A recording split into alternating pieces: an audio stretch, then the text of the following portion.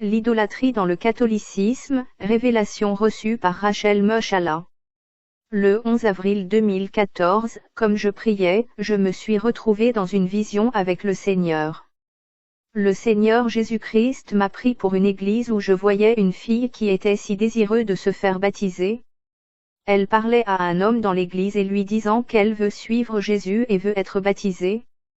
Il y avait quelques autres personnes dans l'église.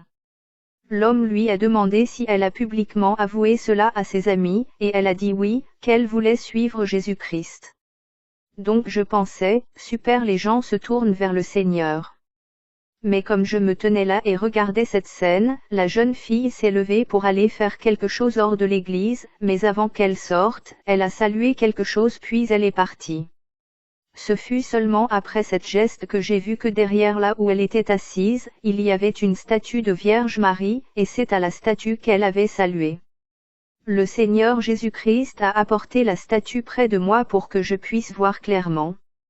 Il y avait une petite statue blanche de Marie, les types que vous trouveriez dans une église catholique, et j'ai réalisé que j'étais dans une église catholique. Cette jeune fille s'est inclinée devant une statue, et croyant pourtant totalement qu'elle servait Dieu. Mon cœur s'est brisé. Je me sentais vraiment mal après avoir vu le zèle qu'avait cette fille. J'ai compris alors que beaucoup de gens sont en train de commettre l'idolâtrie, et ils ne savent pas que c'est l'idolâtrie. Ils croient vraiment qu'ils servent Dieu, mais la vérité est qu'ils ne sont pas en train de servir Dieu. Aucun idolâtre ne va entrer dans le royaume des cieux. Si ceci vous concerne, si vous priez encore des saints et Marie, et vous prosternez encore devant des statues de Jésus, des Maries, etc.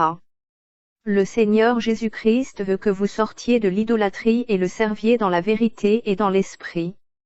Peu importe combien vous êtes sincère dans ce que vous faites, ce n'est pas la voie de Dieu. Et cela brise le cœur du Seigneur de voir combien nous sommes perdus, c'est contre sa parole et le dernier jour, il ne va pas nous laisser entrer dans son royaume parce que nous allons à l'encontre de sa parole.